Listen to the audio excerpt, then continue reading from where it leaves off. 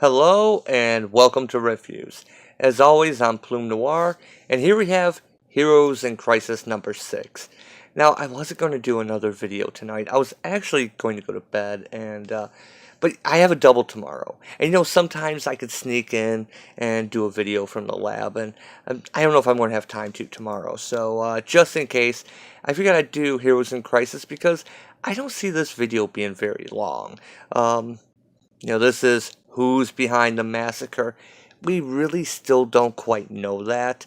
Um, Obviously, I can't give the ending of the book away, but this this is a weird book. This feels like a fill-in issue. How do you have a fill-in issue in a limited series?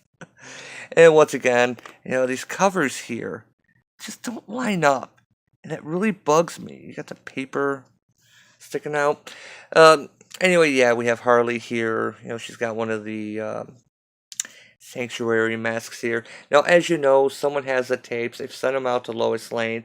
So we got that whole mystery. Tom King says that this is going to explore heroes and PTSD. There's a lot of navel gazing in this book, really. That's not always bad. That's not always a bad thing. I just don't know if a limited series like this is the best thing for that. Oh, and the other reason why this is, I'm saying this is a fill-in issue, because Clayman, who's been doing excellent art, oh, come on, no, Butters, not this time. Um, he only does the first and last pages, and they're only like the little confessional scenes. The rest of the art is done by someone else. I have to actually take it out of the panel here. Look at Butters. You can deal with Butters. Because it's on the last page where the artist is revealed. It's Mitch Gerald's. I don't know their work. I don't know who that is. So it's kind of rough when you've been having Clay Mann on this book, and this book has been beautiful. As kind of not good as it's been, the art has been fantastic. And this issue takes that down, and it's really, really kind of sad. Um, so yeah, just kind of pop into it. Again, another whole sanctuary confessional booth thing where Narc, who is a caveman frozen, brought to the modern times, Wally West and Harley Quinn, are basically each asked how many people they've saved. And what's weird is Narc is saying, what it mean, save? Who is saved? Narc not know. Narc not know many things. And yeah, there's Wally and Harley's comments are just kind of, I'm not even going to go into it. Um, because this is really about Wally and Narc. I guess the three, but this is really Narc navel gazing. Remember, he didn't know what saved was before Narc Wake a New World became superhero. The star sky pretty. Makes Narc think of Keats. And he starts quoting Keats. Yes, pretty. I'm not going to go through all of this. We got a big full page spread. Then we go back to DC Rebirth, where Wally is able to be pulled out because Barry remembered him, and how could I ever forget you? And then that's when you see, wait a minute, that's when you realize something's going on with the art. But Barry, where's my family? And then we go over to Harley, who I'm bored. And so they're at Sanctuary, and Poison Ivy's putting on one of the little robes. I still don't quite understand how Sanctuary works. I thought the people who, like Harley and Booster, who were working there, put on the robes, but maybe everyone puts on the robes when they're not in their room. I didn't read where this was introduced, I'll be honest. So there's a little nuances that I get kind of lost on. Um, yeah. You're not even supposed to be here. You realize Superman, Batman, and Wonder Woman are going to come and kick you out. I'm not dumb, pretty girl. I realize, but at least then I won't be bored. So yeah, it kind of makes you think that this is post-murder, but it's not. and we cut back to more philosophy. Sometimes Narc feels that Hobbes was right. Before society, there's no security. Narc lived by strength, always at war. Blah blah blah. We have Wally, who's being greeted by everyone that remembers him, but he's still, his family's gone. You know, uh, imagine you had your family ripped away from you, and no one even remembers them. Um, so we have the treatment here where um, Sanctuary conjures up a Joker, and you know Harley tells Ivy tells Harley to hit him, and of course she just really bashes him. And there, right? See, don't you feel better? And of course, she's you know biting at her lip. Back to Narc, but sometimes Narc thinks Russo was right. After Frozen, society forced on Narc, like chain, hold him down, blah blah blah.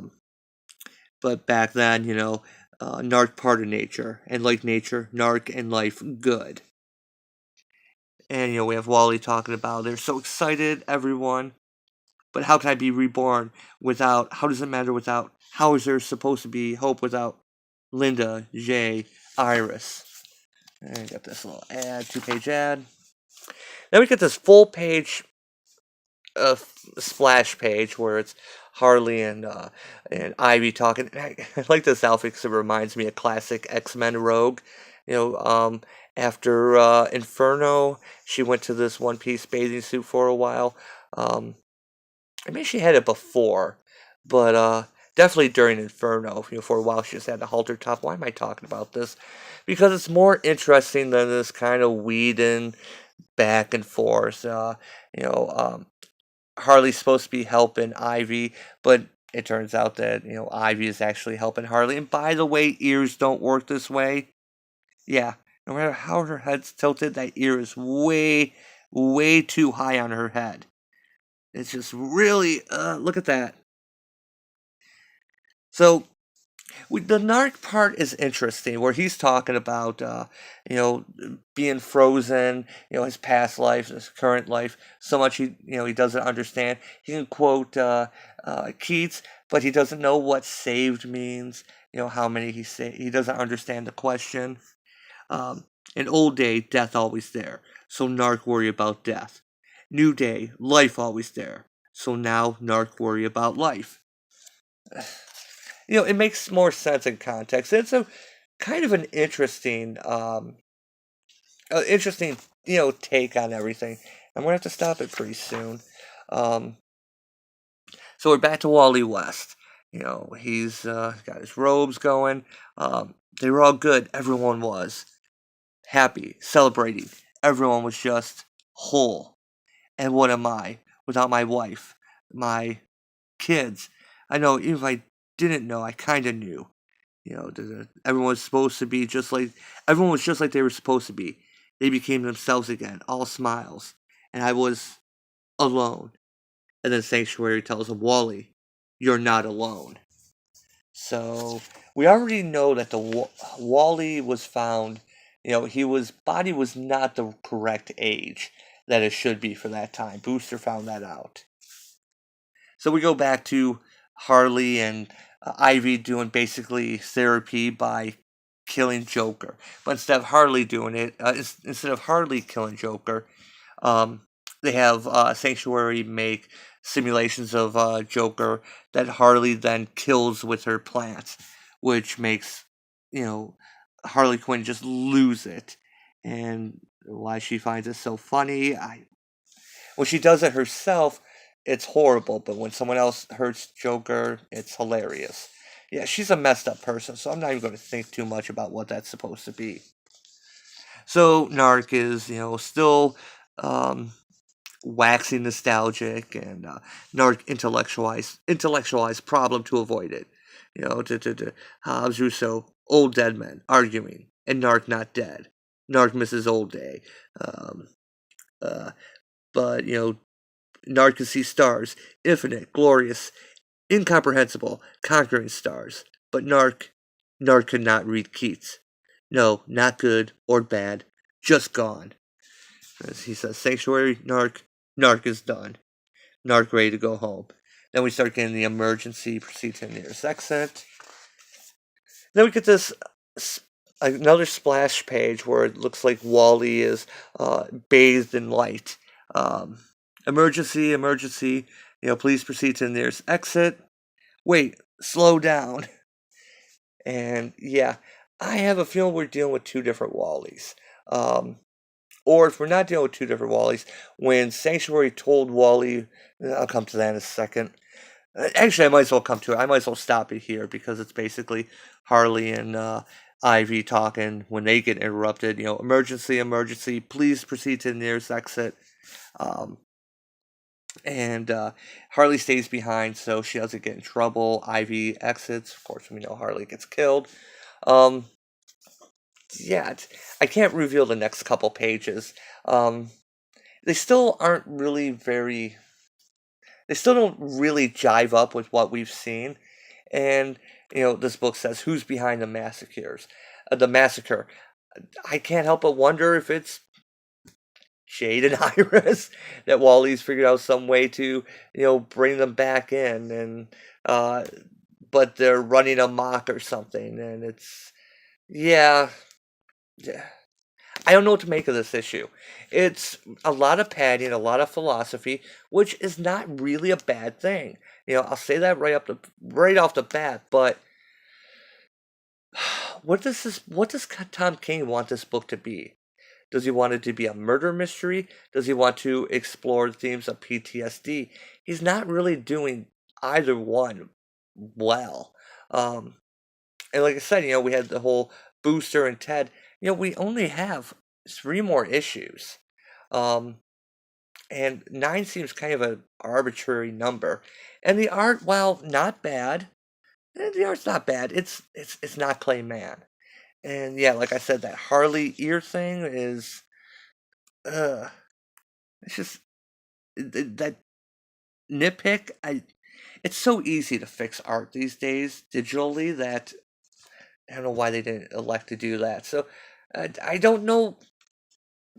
I don't know what to make of this book. I don't think this really helps the series. Maybe if this was a little bit earlier in Heroes in Crisis, it feels like it's in the wrong story beat. And, we know Wally's tied up in this, and I don't know. I think it's his kids. I think he tried to bring his kids back somehow, or maybe they did make it back and ended up being responsible for the murders or lashing out. Wally talks about, he's hope. That was, him coming back in Rebirth, Jeff Johns said was the return of hope. And now we're seeing hope stripped away. We're right back to Identity Crisis. So yeah, I went a little bit long. I didn't think I'd be going very long on this, but 3 o'clock. It's got some fascinating bits, but they feel out of place. It's one of those books that I wonder when it's put in trade paperback if the story's building and then you're going to hit this and it's just going to grind it to a halt, because that's what I feel has happened. This book was kind of moving glacier pace and now it's at a dead stop. So anyway, that's it for tonight. What'd you think? I really don't know what to make of this. There's not really much I can grab onto, good or bad. It's interesting, but I can tell you when issue 7 comes out, I probably won't even remember what happened.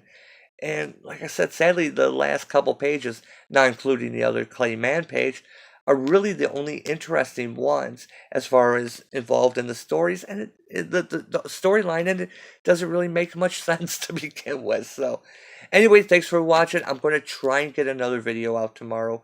Like I said, I got to work a double, so no guarantees. Maybe it'll be a late video. Maybe I'll do one from the lab. We'll see how it goes.